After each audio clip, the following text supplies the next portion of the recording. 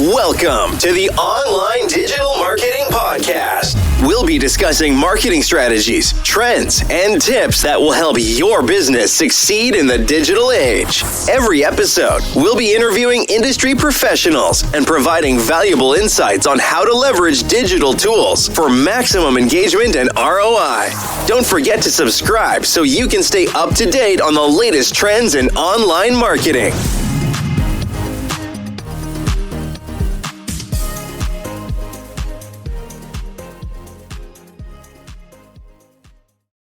You know that feeling when you're staring at a spreadsheet or maybe the monthly lead report and your stomach just kind of drops? Oh, yeah. The numbers are flat. The phone isn't ringing.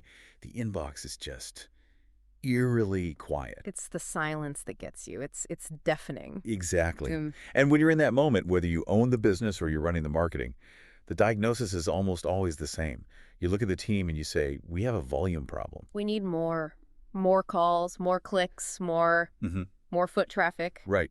And because we diagnose it as a volume problem, the treatment is always just turn up the noise, run more ads, double the email frequency, post on TikTok 3 times a day, even though you sell, I don't know, industrial HVAC parts. It's the spray and pray method. The logic is just, if I shout loud enough and long enough, eventually someone has to hear me. But here's where it gets really interesting. We've been digging into a deep stack of research on this, drawing heavily from, Seth Godin's principles, but adapted for small businesses. And the core idea is going to sound completely backwards to a lot of people. Oh, yeah. It basically says you do not have a volume problem. No, you have an alignment problem. Okay, so let's pause there.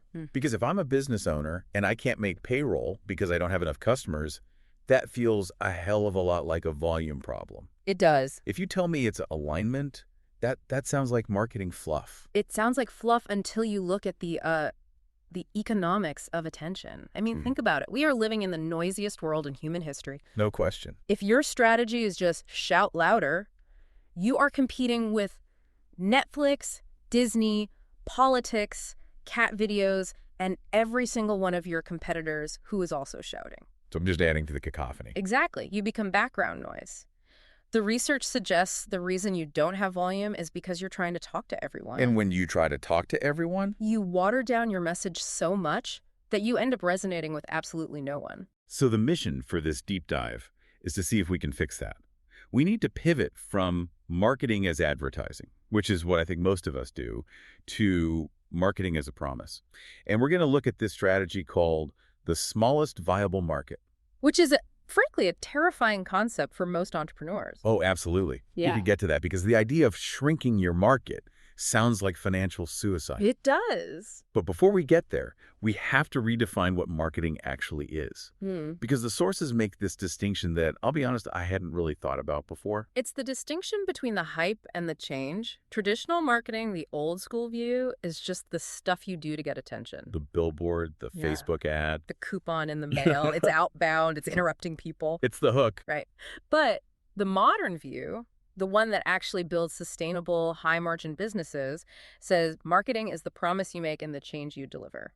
The change you deliver. Okay, that's where I get stuck. Because if I sell insurance or I run a landscaping crew, I'm not exactly changing the world. I'm, cutting grass. You are delivering a change. You're changing a chaotic, overgrown yard into a peaceful space. You're changing a worried homeowner into a relaxed one. Here's the key takeaway from the notes. Marketing isn't just the ad. Marketing is the entire experience. The sources listed some examples that I just would not have put in the marketing budget, like company uniforms. Or how the phone is answered. Or the design of the invoice. Let's take that landscaping example. You can run the best Facebook ads in the world. That's the advertising. But if your crew shows up late, parks on the neighbor's lawn, and smokes cigarettes while they work, that's bad customer service. No, that is bad marketing. Because marketing is the truth of the interaction. You promised professional lawn care in the ad.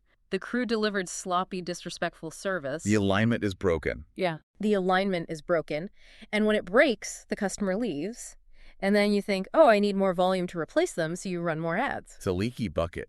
You're just pouring volume into a bucket with a massive hole in the bottom. Precisely. And the only way to patch that hole isn't to shout louder. It's to see better. You have to stop looking at customers as just data points and start looking at their internal narrative. This was the part of the research I really wanted to dig into. Oh. Because every marketing guru says, know your avatar. Male 35-50, lives in the suburbs, makes $100. Right. We've all filled out those worksheets. And those worksheets are, for the most part, useless. Why?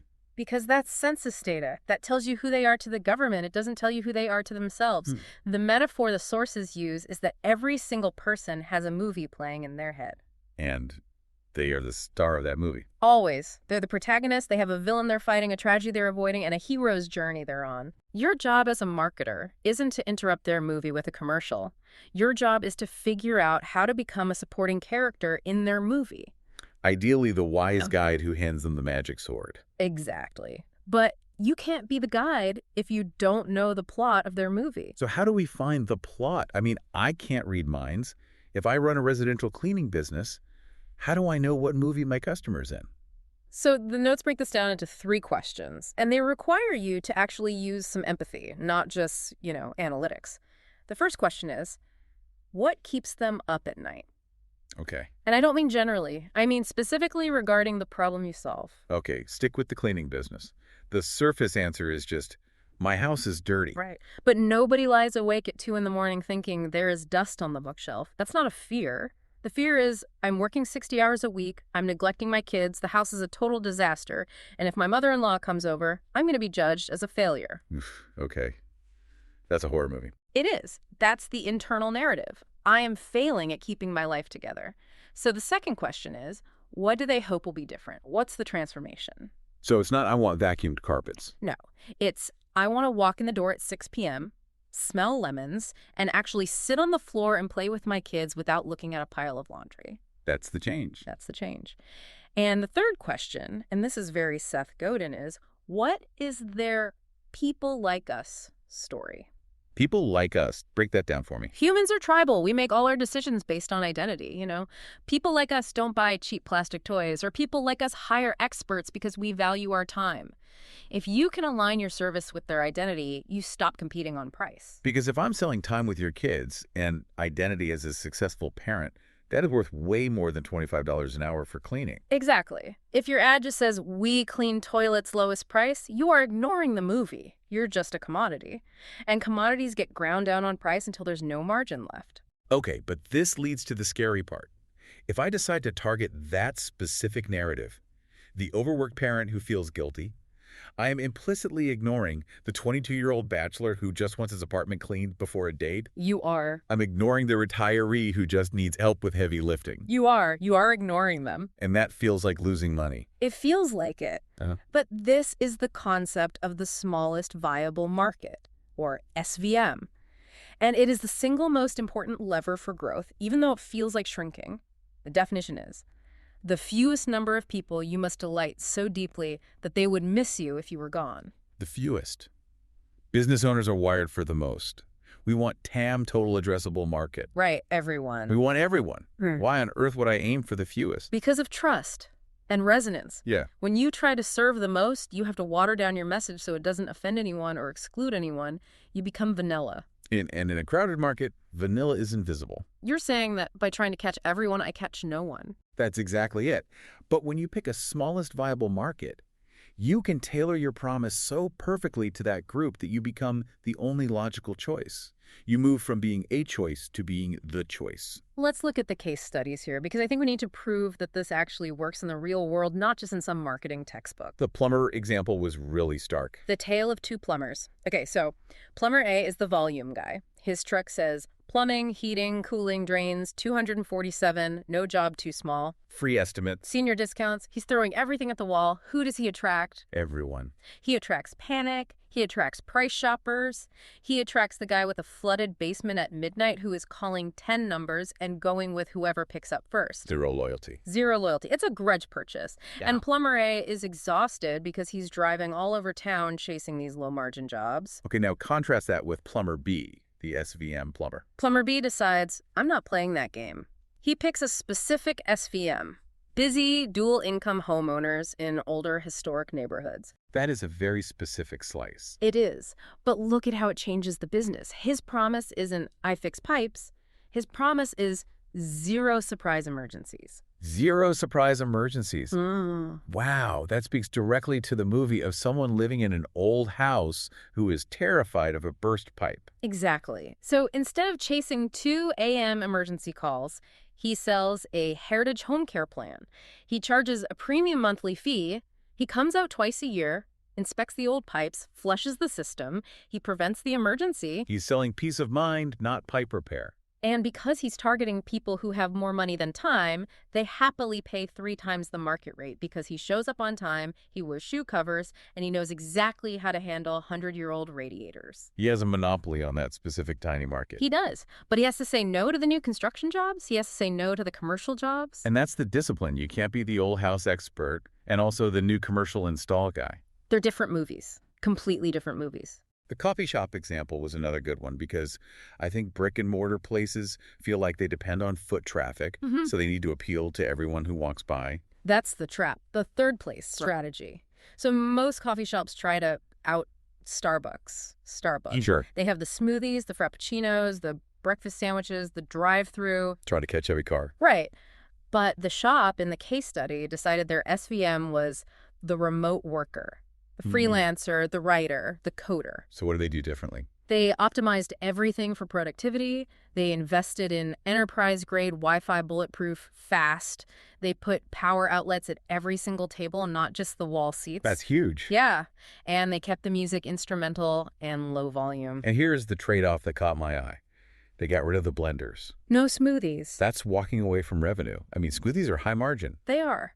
But blenders are loud. If you're trying to write code or have a Zoom meeting, a blender going off every 3 minutes is a total deal breaker. By removing the blenders, they signaled to the remote workers, we take your work seriously. So they repelled the teenagers to attract the professionals. And the professionals buy 3 coffees and a bagel, stay for 4 hours, and crucially, they tell all their other freelancer friends. You have to go to this place. It's the only place you can actually work. The shop becomes the clubhouse for that SVM. I want to touch on one more example for the B2B listeners, because we have a lot of agencies and consultants who listen. The shift from generalist to specialist. This is maybe the hardest one for agencies because they feel like their skills, say digital marketing, applies to everyone. Sure, I can help a dentist, I can help a gym, I can help a lawyer. And technically they can. Technically. But marketing-wise, it's a disaster. Because if you're talking to a lawyer and you say, I'm a marketing expert, they think, okay, cool. But if you say, I specialize in helping estate planning attorneys double their leads, they lean in. Because you speak their language. Let's say you pick roofing companies as your SVM. You stop selling SEO. You start selling storm season lead gen. You know the insurance process. You know the profit margins on shingles. You know that they don't answer the phone when they're on a roof. Exactly. When a roofer talks to you, they feel seen. They think, this guy gets it.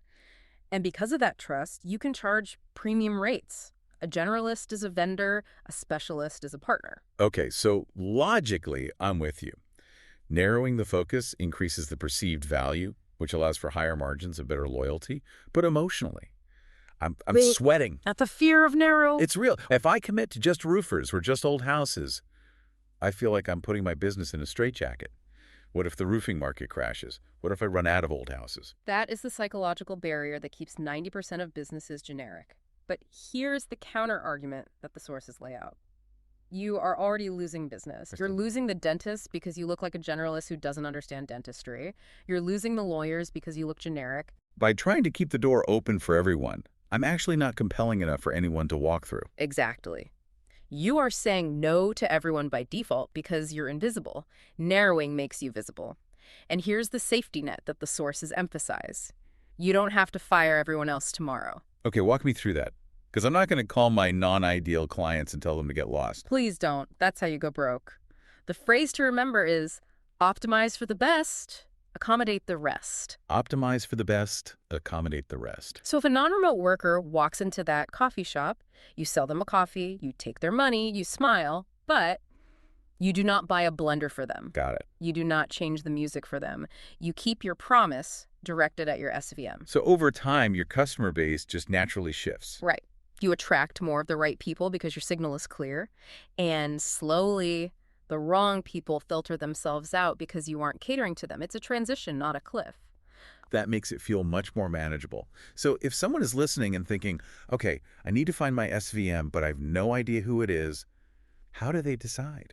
The notes provide 3 filter questions to help you identify your best wedge in the market. Let's hear them. Question 1, who are the customers I actually enjoy serving? The joy metric. We usually ignore that in business. We do, but it's an efficiency metric. Customers you like usually like you back. They listen to your advice, they pay on time, they don't cause drama. Question 2. Who gets the most value from what I do? This is the super match. For some clients, you're a nice to have. For others, you are a need to have. Who needs you the most? And the third one? This is a thought experiment. If I could only serve one type of customer for the next 2 years, if I was forced to choose, who would I pick? If you answer those honestly, I bet the 80-20 rule just pops right out. It always does. You'll realize that 80% of your profit and 100% of your job satisfaction comes from one specific group. And the rest of the chaos, it comes from everyone else. Narrowing down isn't about getting smaller. It's about getting denser. Denser with profit. Denser with quality. So we've debunked the volume myth. We've redefined marketing as a promise. We've explored the internal movie. And we've tackled the fear of the smallest viable market. It's a complete mindset shift from shouting to seeing. If you want to put this into practice today, like right now, there's a template in the notes. It's a single sentence that forces you to clarify your SVM. It goes like this. I serve specific person in specific situation who wants specific change. Let's run the plumber through that one more time. I serve busy homeowners in historic neighborhoods who want never worry again comfort. And the agency. I serve roofing companies in storm-prone areas who want a predictable stream of estimates. If you can fill in those blanks and really mean it, meaning you're willing to forego the things that don't fit, you're ahead of almost everyone else. You stop playing the lottery with your marketing budget. You start aiming. Before we wrap up, there was one final thought in the research that I found really provocative. It's a sort of litmus test to know if you've actually succeeded in building a brand based on all these principles. This is the ultimate question. You have to ask yourself, if my business disappeared tomorrow, just vanished off the face of the earth, who would actually miss it? And we have to qualify that. Not miss you because they need a coffee and you're the closest shop. Right. That's just convenience. They'd just go to the next shop down the street. I mean, who would miss you because they lost a connection, because they lost a business that understood them, that saw their movie and played a role in it? If the answer is nobody would really care, they'd just find another vendor, then you have a volume problem because you're a commodity. Exactly. But if you can identify a group of people who would genuinely feel a loss, who would say, I don't know where else to go because nobody else gets me like they did, that is when you know you've stopped shouting and started seeing. That's the goal. To be missed. Thanks for diving in with us. Now go figure out who needs you most. We'll see you next time. Ready to take your online business to the next level?